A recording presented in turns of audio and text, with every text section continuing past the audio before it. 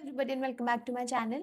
तो आज हम बात करेंगे सॉलिड प्रिंसिपल्स के बारे में। सॉलिड प्रिंसिपल्स एक बहुत इंपॉर्टेंट कॉन्सेप्ट है जो अगर आप एक सॉफ्टवेयर इंजीनियर हो तो आपको इसके बारे में पता होना चाहिए।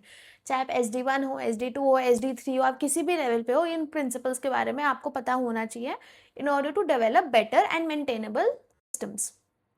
तो पहले देखते हैं कि यार हमको ना इन प्रिंसिपल्स की ना आज तक हमको ज़रूरत पड़ी ही क्यों। मतलब अच्छा खासा हम नॉर्मल अपना डेवलपमेंट कर रहे हैं ना, why do we need such principles when you are a software engineer. तो आपका काम सिर्फ इतना नहीं होता है कि जो मेरे को फीचर रिक्वेस्ट दी गई है मैं उसको बस प्रोडक्शन पर शिप कर दूं। आपका काम ये भी होता है कि यार मैं अपना सिस्टम कैसे बना रहा हूँ, क्या वो मेंटेनेबल है। अगर मैं उसके अंदर कल को अभी अभी हो सकता है उसमें 10 फीचर हो, कल को अगर मैं उसमें 1000 फीचर्स ले आऊँ तो क्या वो मेरा सिस्टम स्केलेबल है, क्या वो मेंटेनेबल है। मतलब इतने सारे फीचर्स आने के बाद भी आप उसको बहुत ही सिस्टमैटिक तरीके से क्या आप उसको मेंटेन कर पा रहे हो। अगर मान लो आपने कोई नया फीचर बनाया है उसकी वजह से आपका कोई और पुराना फीचर आपका फटने लग गया तो आपका प्रोडक्शन पे उसकी भी एक आपकी कॉस्ट है, जो आपको बिजनेस उस पर आपका इफेक्ट होगा उसकी भी एक कॉस्ट है। तो इसीलिए कुछ हमने ऐसे 5 ऐसे प्रिंसिपल्स, मोटे मोटे पैटर्न्स रिकॉग्नाइज करे हैं जिसको हम सॉलिड प्रिंसिपल्स बोलते हैं। तो आज इस वीडियो में हम जो हमारा पहला प्रिंसिपल है उसके बारे में बात करेंगे, which is a single responsibility principle. तो आज हम सिंगल रिस्पॉन्सिबिलिटी प्रिंसिपल के बारे में बात करेंगे। तो अगर मैं इसकी बुकिश डेफिनेशन देखूं तो इसकी बुकिश डेफिनेशन ये है कि a class should have only and only one reason to change. तो इसका कहने का मतलब क्या है कि अगर आप कोई क्लास बना रहे हो तो उस क्लास के पास ना सिर्फ एक ही रीजन होना चाहिए चेंज होने के लिए। व्हेन आई से कि उसका एक ही रीजन होना चाहिए चेंज होने के लिए, तो एक बार इसको एक एग्जाम्पल के थ्रू देखते हैं। जैसे यहाँ पर ना मेरे पास एक क्लास है जिसका नाम है ऑर्डर प्रोसेसर। अब देखते हैं, पहले बात देखते हैं क्लास कर क्या क्या रही है। पहले एक अपने ऑर्डर को वैलिडेट करती है, उसके बाद अगर वो ऑर्डर वैलिड है तो फिर एक पेमेंट चार्ज करती है। उस जब पेमेंट चार्ज हो जाती है तो नोटिफिकेशन सेंड करती है, लास्ट में एक लॉग करती है। अभी इसमें हम लोग ऑर्डर वैलिडेट करने के लिए हम कर क्या कह रहे हैं एक बार वो देखते हैं। हम इसमें सिर्फ ये चेक कर रहे हैं कि मेरा ऑर्डर एम्प्टी नहीं होना चाहिए, करेक्ट। अब कल को अगर मेरा वैलिडेशन लॉजिक चेंज हो जाता है, अगर मान लो मैं इसमें कुछ वैलिडेशन लगाना चाहती हूँ डिस्टेंस पे कि मिनिमम इतना डिस्टेंस होना चाहिए, मैक्सिमम इतना डिस्टेंस होना चाहिए, मतलब कुछ भी हो सकता है राइट। जरूरी नहीं आप ऑर्डर वैलिडेशन के लिए सिर्फ एक ही करो। कल को सकता है कि अभी जो ये पेमेंट है ना, मुझे पेमेंट अभी किसी एक मोड से ले सकते हैं, कल को सकता है मेरे को 5-6 मोड से पेमेंट लेनी है, तो पेमेंट्स भी हैंडल करता है। थर्ड है कि अगर मान लो अभी हम सिर्फ SMS पे नोटिफिकेशन भेज रहे हैं, कल को हो सकता है मेरे को WhatsApp पे नोटिफिकेशन भेजना हो या फिर मेरे को ऐप से कोई पुश नोटिफिकेशन भेजना हो, तो ये मेरा जो क्लास है उसको भी हैंडल करता है। एंड देन लास्ट में आप बेसिक लॉग कर रहे हो। तो अब ऐसे सोचो कि आपके पास ऐसे क्या क्या बिजनेस रिक्वायरमेंट्स आ सकते हैं इसकी वजह से क्लास चेंज हो। तो आपको अभी देखोगे तो मोटा मोटा आपको 3 दिख रहे हैं। एक है ऑर्डर वैलिडेशन के लिए, सेकंड है अगर आपको पेमेंट का कुछ भी करना है, थर्ड है अगर नोटिफिकेशन में कुछ भी चेंज हो रहा है, एंड फोर्थ ये भी है कि अगर मान लो मेरे ऑर्डर प्रोसेसिंग के लॉजिक में कुछ भी चेंज होता है। जैसे अभी अभी हम सिर्फ 3 चीजें कर रहे हैं। अब इसमें अगर मान लो कल को मेरा ऑर्डर जो मैं प्रोसेस कर रही हूँ उसमें मेरे को पहले या बाद में मेरे को कुछ और स्टेप्स भी ऐड करने हैं तो वो भी चेंज होगा, करेक्ट। तो मेरे पास मल्टीपल रीजंस हैं एक ही क्लास को चेंज करने के। अब ना जब भी मेरी कोई क्लास होती है ना जिसके पास मल्टीपल रीजंस होते हैं चेंज होने के लिए, तो उसमें ना मेरे क्या क्या इश्यूज आते हैं। पहली बात, मेरा जो कोड है ना वो बहुत ज़्यादा भरता जाएगा। आप ऐसे सोचो, अभी तो मैंने अभी आपको सिर्फ छोटा सा एक मेथड लग रहा होगा, इसमें मैंने 3 लाइन लिखी है, लेकिन ऑब्वियसली प्रोडक्शन पर इतना सिंपल नहीं होता है सब कुछ, बेसिक इतना चेक्स नहीं होता आपको, you have a lot of logic going behind right. तो कल को मेरा ये मेथड कितना ज़्यादा ब्लोट हो जाएगा, ये इतने 1000 लाइन का कोड बन जाएगा तो इसकी रीडेबिलिटी मैसअप हो जाएगी। इसकी रीडेबिलिटी मैसअप हो जाएगी तो एक किसी भी डेवलपर के लिए इसके अंदर कोड करने में बग आने की प्रोबेबिलिटी बहुत ज़्यादा हो जाएगी राइट, क्योंकि उसको अगर इतना समझ ही नहीं आ रहा अच्छे से मेथड तो इसके अंदर कुछ भी चेंज करने में उसको बग लाने की प्रोबेबिलिटी बहुत ज़्यादा हो जाएगी। ऐसा भी हो सकता है कि मैं चार्ज या पेमेंट के लिए मैंने कुछ चेंज करने के लिए छेड़ा, एंड हो सकता है मेरा वैलिडेशन फट जाए, क्योंकि हो सकता है कि कोड के हिसाब से कुछ लॉजिक था पहले एंड देन जो सेकंड डेव है उसको इतना रीडेबल कोड नहीं था, तो इस वजह से उसने कुछ गलती कर दी एंड इस वजह से मल्टीपल चीज़ें इफेक्ट हो गई, तो वो भी आपका मैसअप हो जाएगा। ऑल्सो अगर मान लो मैंने इसके कुछ ऑलरेडी टेस्ट केसेस लिखे हुए होंगे तो उन टेस्ट केसेस के अंदर मेरा परम्यूटेशन कॉम्बिनेशन बहुत ज़्यादा बढ़ जाएगा, तो मेरे को टेस्ट केसेस नए लिखने का भी बहुत बड़ा एक अलग से डेव एफर्ट क्रिएट हो जाएगा राइट। तो हम ना एक बार पहले देखते हैं कि एसआरपी के हिसाब से अगर हम फॉलो करें ना तो कैसे बनता है, कैसे ये सारी चीजें ना उसके अंदर नहीं होंगी। तो अगर मैं देखूं तो मैंने क्या करा, अब मैंने पहले क्लास बना ली ऑर्डर वैलिडेटर की, जिसका काम सिर्फ कितना है, वो ऑर्डर्स को वैलिडेट करेगा बस, उसके आगे और पीछे उसको कुछ चिंता नहीं है कि हाँ मेरे को पेमेंट कैसे देखनी है या मेरे को नोटिफिकेशन सेंड करनी है, उसको इससे कुछ मतलब नहीं है, उसका एक काम है ऑर्डर वैलिडेशन।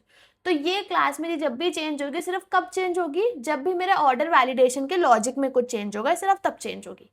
सेकेंड मैंने मेरी क्लास बना ली जो कि है मेरी पेमेंट सर्विस। तो ये वाली क्लास मेरी कब चेंज होगी, जब मेरे को पेमेंट रिलेटेड कुछ भी चेंज करना है। इसको मतलब नहीं है ऑर्डर वैलिडेशन से, इसको मतलब नहीं है नोटिफिकेशन से, इसको मतलब नहीं है कि ऑर्डर प्रोसेसर में कब क्या हो रहा है, इसको बस एक चीज पता है कि मेरे को पेमेंट लेनी है, दैट्स इट, इसको इसके अलावा कुछ मतलब नहीं है।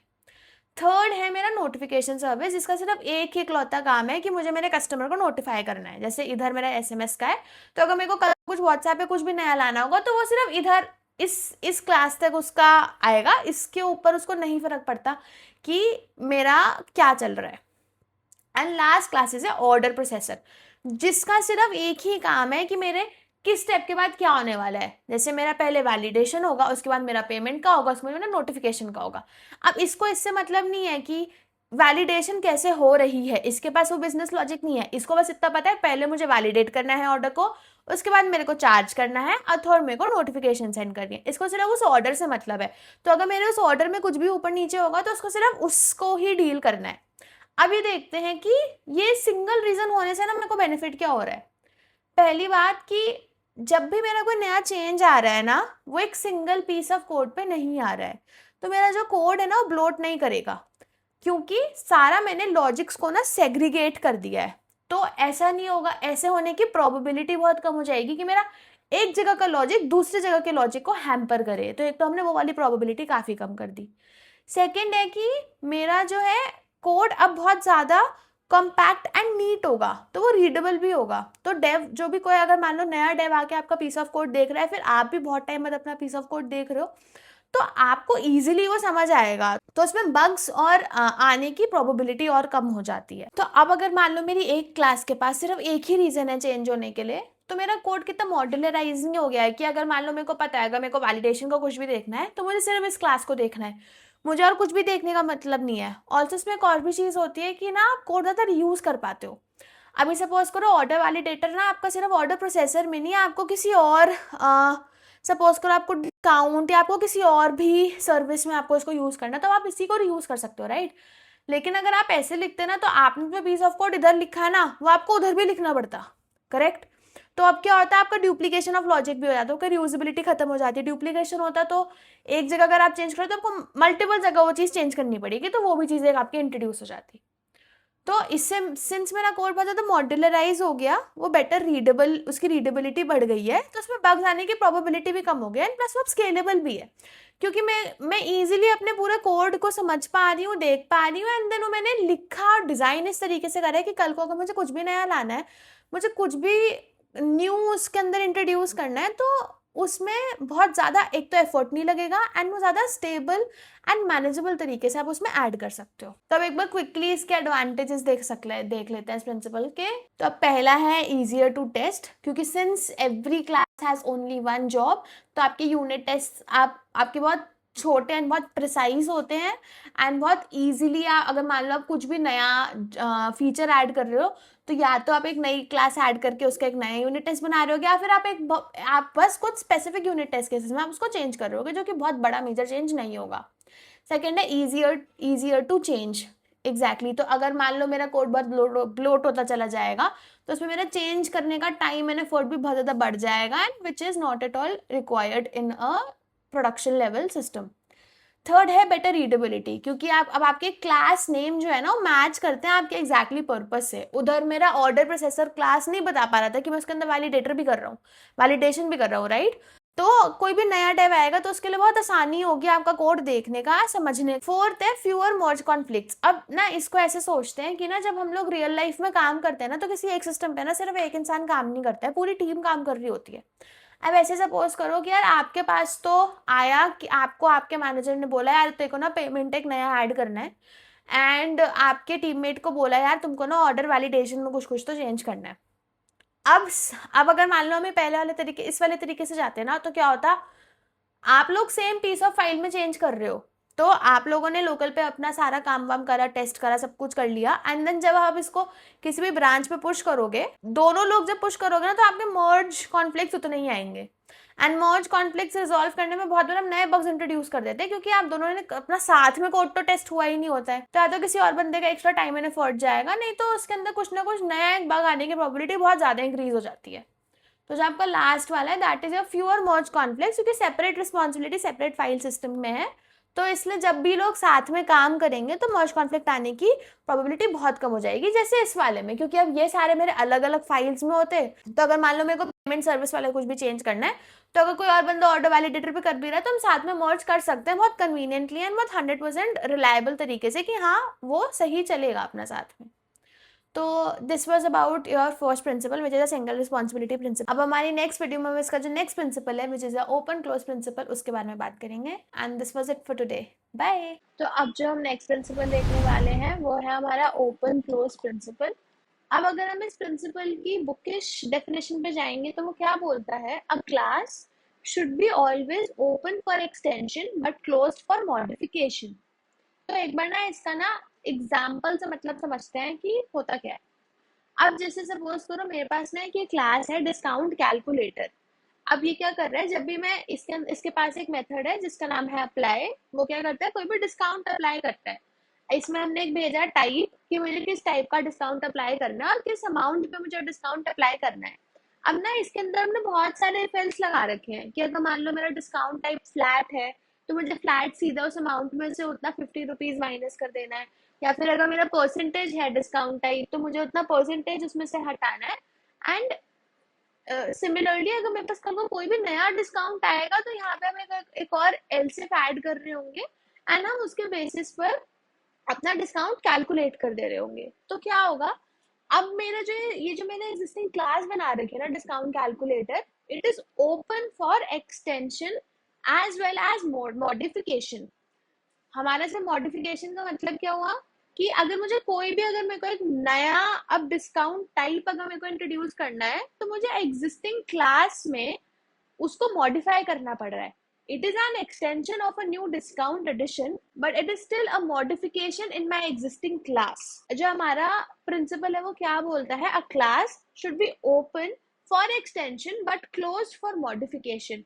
सो टेक्निकली जो हमारा प्रिंसिपल है सर ब्रेक हो रहा है। अभी पहले देखते हैं इसका, अगर मैं ओसीपी लगाऊंगी तो मेरा कैसा बनेगा वो, एंड देन देखेंगे क्यों ऐसा हमें बनाना चाहिए।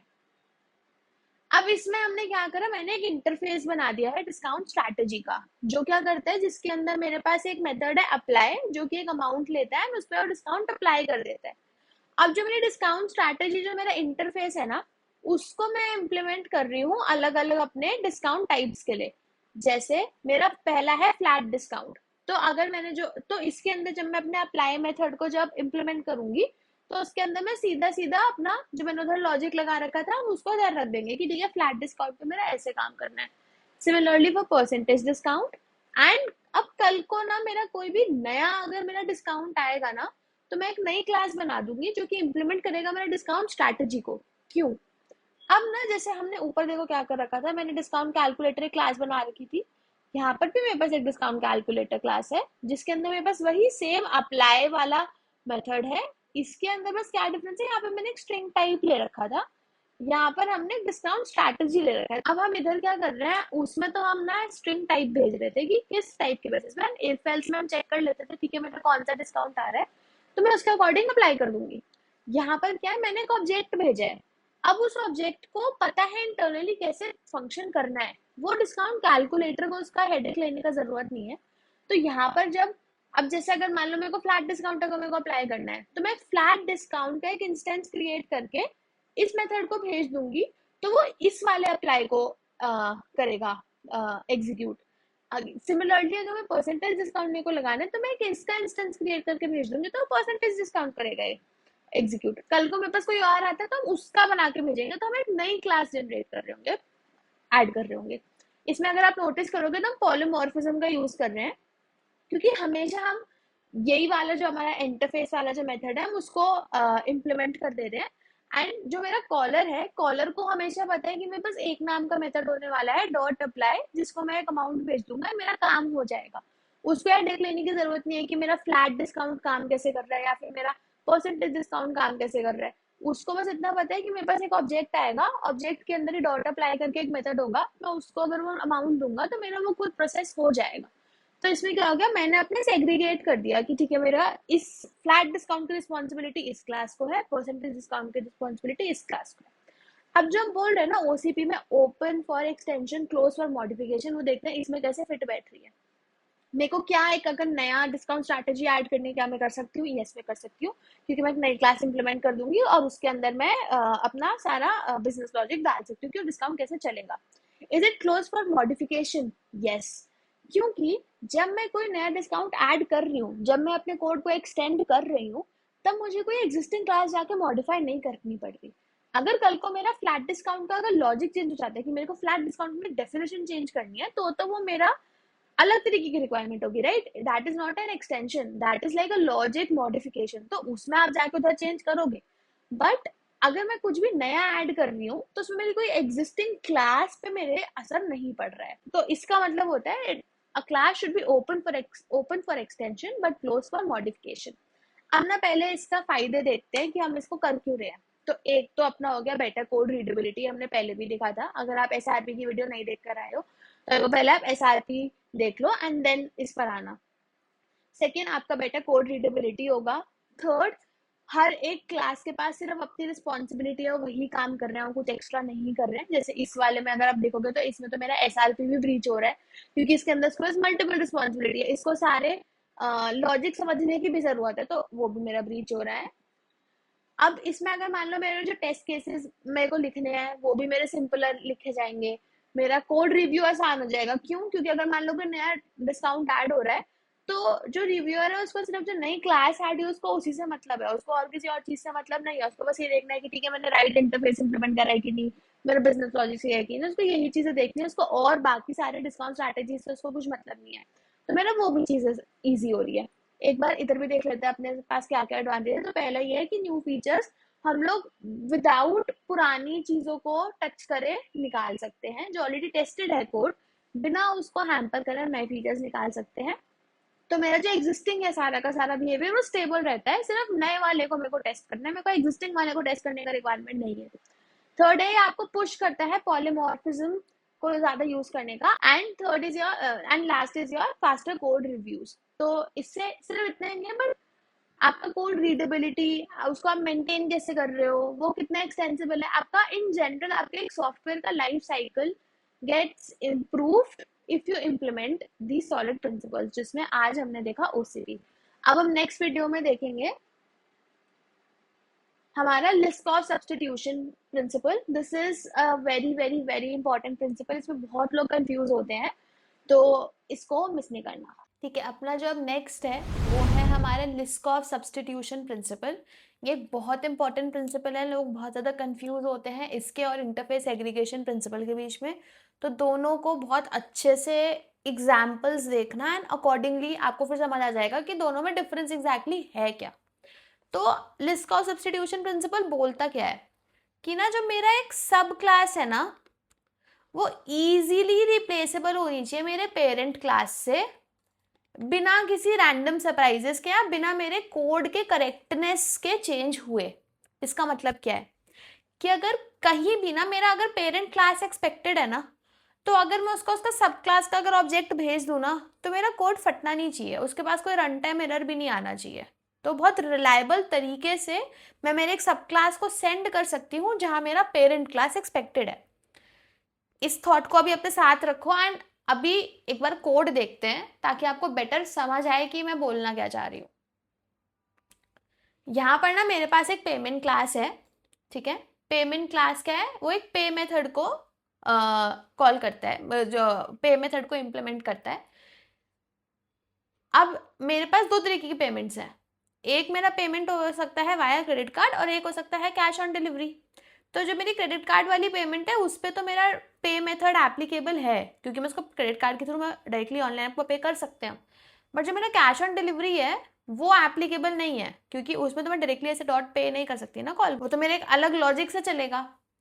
तो कैश ऑन डिलीवरी क्या है यहाँ पर, सिंस ये एक पेमेंट टाइप है तो उसको इसको एक्सटेंड तो करना पड़ेगा, लेकिन वो इस मेथड पे सिर्फ एक एरर ही रिटर्न कर रहा होगा। तो अब क्या होगा, मेरे क्लाइंट को जहां भी पेमेंट एक्सपेक्टेड होगी ना, उसको मैं कैश ऑन डिलीवरी तो सेंड कर सकती हूँ, करेक्ट। लेकिन जब उस ऑब्जेक्ट का वो डॉट पे कॉल करेगा ना, तो उसके पास रन टाइम एक्सेप्शंस आ जाएंगे, अगर वो कैश ऑन डिलीवरी हुआ तो। इससे क्या क्या चीज़ हो रही है, पहली बात मेरे रन टाइम एक्सेप्शंस बहुत ज़्यादा बढ़ रहे हैं। सेकंड, मेरा कोड की रीडेबिलिटी भी खराब हो सकती है। कैसे, इमेजिन करते हैं मेरे को ना पेमेंट में ना एक रिफंड भी चाहिए था, ठीक है, एंड कल को ना मेरी एक क्लास आती है गिफ्ट कार्ड। अब गिफ्ट कार्ड पर तो मैं रिफंड नहीं लगा सकती, मेरे बिजनेस लॉजिक के हिसाब से मैं गिफ्ट कार्ड पे रिफंड नहीं लगा सकती। तो अब हम क्या करेंगे, हम ना क्लाइंट साइड पे ना इंस्टेंस ऑफ और टाइप ऑफ को बहुत ज़्यादा यूज़ कर रहे होंगे, कि अगर मेरा कैश ऑन डिलीवरी आ रहा है इंस्टेंस टाइप, तो मैं यहाँ पे डॉट पे कॉल ना करूँ, या फिर अगर मेरा गिफ्ट कार्ड आ रहा है इंस्टेंस टाइप, तो वहाँ पे मैं रिफंड कॉल ना करूँ। तो एक तो ये मेरा बहुत ज़्यादा मेरा कोड बहुत मेसअप होता चला जाएगा, क्योंकि एक तो मेरा बिजनेस लॉजिक भी बहुत साइलेंटली लीक हो रहा है, किधर, मेरे क्लाइंट साइड पे, कि कहाँ पर किसको कॉल करना है, किसको कॉल नहीं करना है। तो अब इसको देखते हैं हमने इसको कैसे सही से लिख सकते हैं।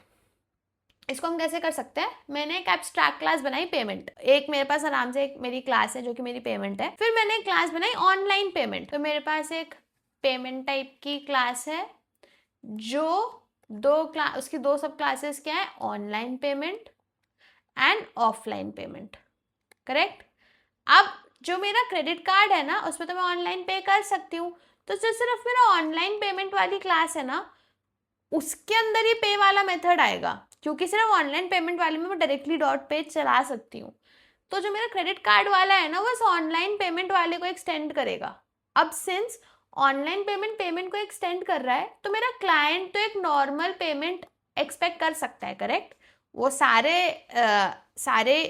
जो मेरे चाइल्ड मेथड्स हैं उनको वहां पर ले आएगा, लेकिन वो वहां पर पेमेंट कब एक्सपेक्ट करेगा, जब उसको कोई कॉमन फंक्शनैलिटी उन सबका यूज करना है। बट अगर मेरे क्लाइंट को पता है कि उसको सिर्फ ऑनलाइन पेमेंट से मतलब है, तो वहां पर वो एक ऑनलाइन पेमेंट एक्सपेक्ट करेगा। वो अगर ऑनलाइन पेमेंट एक्सपेक्ट करेगा तो उसको डॉट पे मिलेगा, एंड वो बहुत रिलायबल तरीके से डॉट पे कॉल कर पाएगा, क्योंकि उसको पता है कि यार ये वाली क्लास ना सिर्फ उन सब क्लासेस ने इम्प्लीमेंट कर रखी होगी जिसको एक्चुअली चाहिए वो वाला मेथड।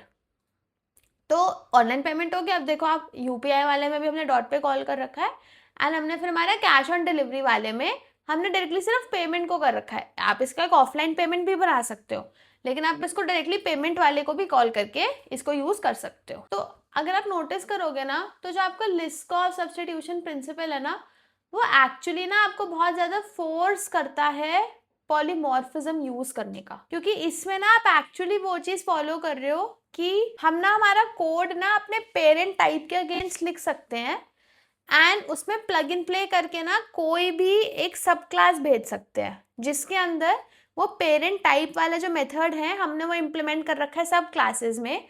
तो जो मेरा डॉट पे वाला मेथड है ना, वो अलग तरीके से काम करेगा क्रेडिट कार्ड वाले में, लेकिन वही सेम मेरा डॉट पे वाला मेथड अलग से काम करेगा डेबिट कार्ड वाले में। सेकंड, इसके अंदर ना आपका ना कोड ना बहुत ही ज्यादा रिलायबल हो जाता है, क्योंकि अगर मैं इस वाले तरीके से चलूं, तो इसमें तो मेरे पास बहुत सारे रन टाइम एक्सेप्शंस आने का प्रोबेबिलिटी बढ़ जाती है, तो मेरा इसमें कोड उतना रिलायबल नहीं है। बट इसमें मेरा रन टाइम एक्सेप्शंस आने का प्रोबेबिलिटी काफी ही कम हो जाती है। अब इसमें ना सिंस आप देखोगे ना, ये ना मेरा ना इंटरफेस के ना हायरार्की को बहुत प्रमोट कर रहा है।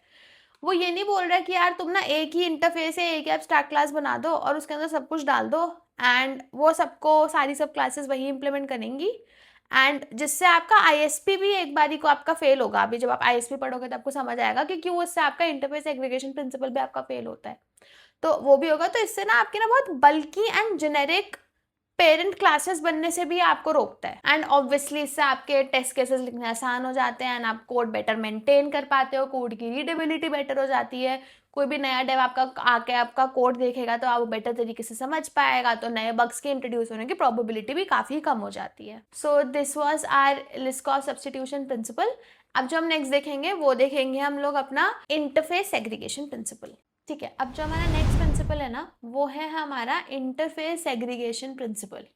तो इंटरफेस एग्रीगेशन प्रिंसिपल क्या बोलता है कि मेरा अगर कोई भी क्लाइंट है ना वो फोर्स्ड नहीं होना चाहिए किसी ऐसे इंटरफेस को इम्प्लीमेंट करने के लिए जो उसको चाहिए ही नहीं। इसको एक एग्जांपल से देखते हैं। जैसे यहाँ पर ना मैंने अपना एक नोटिफिकेशन चैनल इंटरफेस क्रिएट करा है। ठीक है, यहाँ पर मैंने एक नोटिफिकेशन चैनल इंटरफेस क्रिएट करा है जो कि एसएमएस सेंड करता है या फिर ईमेल सेंड करता है या फिर कोई पुश नोटिफिकेशन सेंड करता है।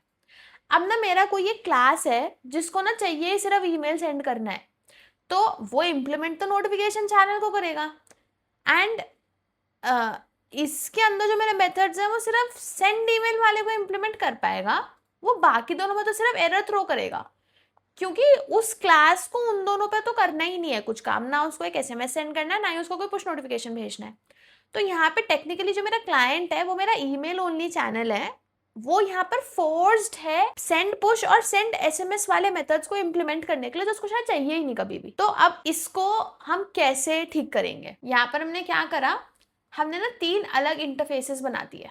एक मेरा एसएमएस सेंडर है, एक मेरा ईमेल सेंडर है और एक मेरा पुश नोटिफिकेशन सेंडर है। तो जो जो मेरे क्लासेस ना जिनको सिर्फ एसएमएस भेजना है ना वो सिर्फ एसएमएस सेंडर को इम्प्लीमेंट करेंगे एंड जिनको सिर्फ ईमेल भेजना है वो सिर्फ ईमेल सेंडर को इम्प्लीमेंट करेंगे। तो उससे कभी ये चीज नहीं होगी कि मेरे किसी एक ऐसे क्लाइंट को या फिर मेरी किसी ऐसे सब क्लास को कोई ऐसा मेथड इम्प्लीमेंट करना पड़ रहा है जस्ट बिकॉज उसको दूसरे मेथड की वजह से एक इंटरफेस को इम्प्लीमेंट करना पड़ रहा है जिसमें कुछ एक्स्ट्रा मेथड्स पड़े हुए हैं, जैसे इसमें हो रहा था। अब ऐसे सोचो कल को अगर मैं यहाँ पर व्हाट्सएप सेंडर भी ले आई, तो अगर मैं इस तरीके से जाती तो यहाँ पर मेरे को व्हाट्सएप सेंडर भी ऐड करना पड़ता। अब जो सारी मेरी क्लासेस इस इंटरफेस को इम्प्लीमेंट कर रही है ना उन सबको व्हाट्सएप सेंडर के लिए भी हैंडलिंग करनी पड़ती है, अदरवाइज तो मेरा कोड ही नहीं कंपाइल होता, क्योंकि नया मेरा एक इंटरफेस में एक मेथड आ गया है जो कि इम्प्लीमेंटेड नहीं है बहुत सारी क्लासेस में। वेयरएज अगर मैं यहाँ पर लेकर आऊंगी ना तो मेरे को बस एक नया इंटरफेस क्रिएट करना है जो कि मेरा व्हाट्सएप सेंडर के लिए होगा एंड जो मैं जिन क्लासेस को वो व्हाट्सएप मैसेज भेजना है ना सिर्फ वो क्लासेस उस वाले इंटरफेस को इम्प्लीमेंट कर रही होंगी एंड बाकियों पे कुछ इफेक्ट ही नहीं आएगा। तो अब इससे एक तो मेरे को ना मेरे टेस्ट केसेस लिखना बहुत आसान हो जाएगा। जब भी मेरे को कुछ नया तरीके का ऐड करना है तो सिर्फ उसके टेस्ट केसेस लिखे जा रहे होंगे एंड यहाँ पर क्या होगा कि अगर मैं नोटिफिकेशन चैनल में ऐड करती तो सारे सब क्लासेस के मेरे जितने भी टेस्ट केसेस लिख रखे होते सब में ऐड होता। प्लस अब यहाँ पर मेरा लिस्कॉफ सब्स्टिट्यूशन प्रिंसिपल भी नहीं अप्लाई हो रहा है। अगर आपको नहीं पता वो क्या होता है तो एक बार आप लिस्कॉफ सब्स्टिट्यूशन वाले की वीडियो चेक करके आ जाओ एंड उसके बाद ही आकर देखो, क्योंकि आपको ये डिफरेंस आइडेंटिफाई करना दोनों में डिफरेंस क्या है ना वो बहुत इंपॉर्टेंट है। तो इसमें आपका लिस्कॉफ सब्स्टिट्यूशन प्रिंसिपल भी नहीं हो रहा है इसमें आपका अबाइड। सो ये था हमारा इंटरफेस सेग्रीगेशन प्रिंसिपल जो सिर्फ सिंपल सी एक चीज बोलती है अपने इंटरफेसेस को ऐसे सेग्रीगेट कर दो कि आपके क्लाइंट को ना जबरदस्ती कोई एक इंटरफेस का कोई मेथड ना इम्प्लीमेंट करने की जरूरत पड़े जो कि उसको शायद चाहिए ही नहीं था। बेसिकली अपने एक इंटरफेस में सिर्फ उन चीज़ों को एक साथ रखो जो कि एक्चुअली एक साथ हमेशा एग्जिस्ट करेंगे। बट अगर वो 2 चीज़ें कभी भी हमेशा एग्जिस्ट नहीं करेंगी साथ में तो कल को जब भी मेरे ऐसे सब क्लासेस या क्लासेस आएंगे जिसको वो इंटरफेस को इम्प्लीमेंट करना होगा वहाँ पे मैं या तो कोई रन टाइम एक्सेप्शन देख रही होंगी या फिर मैं ज़बरदस्ती की हैंडलिंग देख रही होंगी जिससे मेरा कोड भी कम्बरसम हो जाएगा एंड मेरा कोड इतना रिलायबल भी नहीं रहेगा। तो ये था अपना इंटरफेस एग्रीगेशन प्रिंसिपल। नेक्स्ट हम देखेंगे अपना डिपेंडेंसी इन्वर्जन प्रिंसिपल। तो अब जो हमारा नेक्स्ट प्रिंसिपल है वो है हमारा डिपेंडेंसी इन्वर्जन प्रिंसिपल। अब ये क्या बोलता है कि जो भी मेरे हाई लेवल मॉड्यूल्स है ना वो ना मेरे डायरेक्टली लो लेवल मॉड्यूल्स पर डिपेंड नहीं करने चाहिए, और जो हमारे दोनों मॉड्यूल्स है ना वो किसी एक एब्स्ट्रैक्शन पर डिपेंड करना चाहिए, ना कि डायरेक्टली एक दूसरे पर करना चाहिए। इसको ना एक बार एक एग्जाम्पल के साथ समझते हैं, ऐसे नहीं तो समझना डिफिकल्ट होगा। यहाँ पर ना मैंने एक लिया है ऑर्डर प्रोसेसर क्लास जो क्या करता है जिसके पास एक ईमेल सेंडर ऑब्जेक्ट है एंड वो मेरा एक ऑर्डर को कंप्लीट करने के लिए एक ईमेल सेंड करता है कि जब भी मेरा कंप्लीट ऑर्डर वाला मेरा मेथड कॉल होगा तब वो ईमेल सेंडर एक ईमेल भेज देगा जो कि है ऑर्डर कंफर्म्ड। एंड मेरे पास जो मेरा एक ईमेल सेंडर वाली जो क्लास है वो डॉट सेंड कॉल करते हैं जो एक्चुअली मेरा ऑर्डर ईमेल सेंड करती है। अब इसमें जो मेरा ऑर्डर प्रोसेसर है ना, वो मेरा एक हाई लेवल मॉड्यूल है, एंड जो मेरा ईमेल प्रोसेसर है वो एक लो लेवल मॉड्यूल है। मैं इसको हाई लेवल और लो लेवल क्यों मॉड्यूल क्यों बोल रही हूँ, क्योंकि जो मेरा ईमेल सेंडर है वो यूज हो रहा है इन माई ऑर्डर प्रोसेसर। तो अब जो मेरा हाई लेवल मॉड्यूल है ना, ऑर्डर प्रोसेसर, ये ना डायरेक्टली डिपेंड कर रहा है मेरे ईमेल सेंडर पे। अब ना इसको अलग तरीके से देखते हैं। कल को हो सकता है मेरे को ना सिर्फ ईमेल सेंड ना करना हो, मेरे को ईमेल की जगह मेरे को व्हाट्सएप मैसेज ट्रिगर करना हो, तो क्या होगा, मेरे को ना ऑर्डर प्रोसेसर में आकर भी ये चेंज लगेगा कि यार ईमेल सेंडर की जगह ना, इसकी जगह अब आप एक व्हाट्सएप सेंडर लेकर आओ जो कि व्हाट्सएप वाला मैसेज सेंड करेगा, करेक्ट। तो ना मेरे ना ये ना आपस में ना टाइटली कपल हो गए हैं। अब वो सिंस टाइटली कपल हो गए हैं तो मेरे को ना कुछ भी मैं एक में चेंज करूंगी ना तो दूसरे पे हो सकता है बहुत इमिडिएटली उसका असर आए। अब एक बार देखते हैं कि अगर मान लो इनको मैं लूजली कपल करती तो कैसे होता, जिससे मेरा डिपेंडेंसी इन्वर्जन प्रिंसिपल भी सेटिस्फाई करेगा। मैंने क्या करा, मैंने एक इंटरफेस बनाया नोटिफिकेशन चैनल, कि मैं तो भाई नोटिफिकेशन किसी भी तरीके की भेज सकती हूँ। अगर कोई भी तरीके की नोटिफिकेशन जा रही है तो वो क्लास इस इंटरफेस को इम्प्लीमेंट कर रहा होगा। तो मेरे पास जैसे यहाँ पर एक ईमेल सेंटर क्लास है, वो इम्प्लीमेंट करेगी इस नोटिफिकेशन चैनल को। जो हमने उधर सेंड मैसेज मेथड देखा था ना, वो इधर सेम वो वापस अपना इम्प्लीमेंट करेगी। कल को मेरे को व्हाट्सएप का लाना होगा तो व्हाट्सएप वाला वापस मेरे नोटिफिकेशन चैनल को इम्प्लीमेंट करेगा एंड अपना एक सेंड मेथड बनाएगा, ठीक है। अब जो मेरा ऑर्डर प्रोसेसर है ना, ये ना डायरेक्टली ईमेल सेंडर को नहीं बुला रहा होगा, ये उसको नहीं बुला रहा होगा, वो एक नोटिफिकेशन चैनल एक्सपेक्ट कर रहा होगा कि यार मेरे पास एक नोटिफिकेशन चैनल इंजेक्ट होकर आएगा एंड उस नोटिफिकेशन चैनल का मैं सेंड वाला मेथड यूज करूंगा। अब उसको डायरेक्टली, पहली बात उसको ये बिजनेस लॉजिक नहीं पता कि यार मैं ईमेल भेज रहा हूँ, कि मैं व्हाट्सएप भेज रहा हूँ, कि मैं पुश नोटिफिकेशन भेज रहा हूँ। कल को मेरे को इजीली मैं प्लग इन प्ले कर सकती हूँ कि यार ऑर्डर प्रोसेस करने पे मेरे को व्हाट्सएप भेजना है कि मेरे को पुश नोटिफिकेशन भेजना है। तो इससे ना अब ना जो मेरे टेस्ट केसेस भी है ना, वो भी ना मेरे बहुत ईजी हो जाएंगे करने। अब कल को मैं कुछ नया भी टेस्ट केस लेकर आ रही हूँ ना, तो मेरे को ना ऑर्डर प्रोसेसर वाले क्लास के अंदर कुछ भी चेंज नहीं करना पड़ेगा, क्योंकि वो तो एक नोटिफिकेशन चैनल टाइप के क्लास को एक्सपेक्ट कर रहा है ना, ऑब्जेक्ट को एक्सपेक्ट कर रहा है ना। तो मेरे को ऐसे नहीं करना पड़ेगा कि कल को अगर मैं ईमेल की जगह एसएमएस भेजने लगी हूँ तो मेरे को ऑर्डर प्रोसेसर के भी सारे टेस्ट केसेस चेंज करने पड़ेंगे, नहीं रिक्वायरमेंट होगा। क्योंकि यहाँ पर वो रिक्वायर्ड ही सिर्फ नोटिफिकेशन चैनल टाइप के एक इंस्टेंस को कर रहा है, उसको नहीं मतलब अंदर क्या कैसे हो रहा है। तो आप इजिली ना इससे प्लग इन प्ले भी कर सकते हो। एंड क्योंकि अब ऐसा भी हो सकता है ना, ऐसे सोचो कि ना मेरे पास डिफरेंट तरीके की ईमेल्स आ गई, या फिर कुछ भी अगर मेरे नोटिफिकेशन चैनल्स अगर इंट्रोड्यूस होते रहते हैं ना, तो यहाँ पर तो आपको सबकी अलग अलग क्लास बना के आपको फिर क्लाइंट साइड पे हैंडल करना पड़ता कि पहले तो आपको सर्वर साइड पे देखना पड़ता कि यार जितनी भी मेरी सारे क्लासेस नहीं बन रही है ना, वो सारे मेथड का ना सेम नाम से कॉल कर रहे हैं कि नहीं। अगर वो सेम नाम से कॉल नहीं कर रहे हैं तो फिर क्लाइंट के साइड पे भी मेरे को वो सारे नाम पता रहने पड़ेंगे कि यार ठीक है इस तरीके की नोटिफिकेशन में ये आएगा। तो अब मैं कोई भी, अगर मैं सर्वर साइड पे अगर मैं कोई नया क्लास इंट्रोड्यूस कर रही होंगी ना, तो मुझे जाके क्लाइंट साइड पे भी चेंज करना पड़ेगा। वेराज अब मैंने उसको एक इंटरफेस बनाकर एब्स्ट्रैक्ट आउट कर लिया है ना, तो हमेशा एक तो मेरा कॉन्ट्रैक्ट सेट हो गया है कि कोई भी नोटिफिकेशन चैनल आएगा तो यार वो ये मेथड्स इंप्लीमेंट कर रहा होगा। तो मेरा क्लाइंट बहुत बिल्कुल ही ब्लाइंडली कॉन्ट्रैक्ट पे अबाइड कर सकता है कि ठीक है मतलब अगर मैं नोटिफिकेशन चैनल टाइप के ऑब्जेक्ट को एक्सपेक्ट कर रहा हूँ तो डॉट सेंड मेथड मुझे उसमें मिलेगा ही, क्योंकि ये मैंने कॉन्ट्रैक्ट बना लिया है। तो ये था हमारा डिपेंडेंसी इन्वर्जन प्रिंसिपल। आपको अगर कभी भी सोचना हो ना कि मेरे एक पीस ऑफ कोड में ये मेरा प्रिंसिपल सही से लग रहा है कि नहीं लग रहा है, तो आपने बस ये सोचना कि क्या जो मेरा बिजनेस लॉजिक है ना बहुत ज़्यादा टाइटली कपल हो रहा है क्या मेरे कोड के साथ। जैसे इस वाले के अंदर ना मेरे ऑर्डर प्रोसेसर में ना मेरा बिजनेस लॉजिक ये था कि यार मेरे को ना ऑर्डर प्रोसेस होने पर एक ईमेल भेजनी है, तो वो बहुत ज़्यादा टाइटली कपल कर रहा था मेरे कोड को। बट अगर मैं इसमें देखूँ ना तो मुझे बस इतना पता है एक नोटिफिकेशन भेजनी है, उसके पास डिटेल्स नहीं है, उसके पास एग्जैक्ट बिजनेस लॉजिक नहीं है। तो this is a very important thing which you can see जब भी आप अपना कोड लिख रहे हो, कि आपका अगर जस्ट टू चेक कि मेरा डिपेंडेंसी इन्वर्जन प्रिंसिपल यहाँ पर लग रहा है कि नहीं लग रहा है।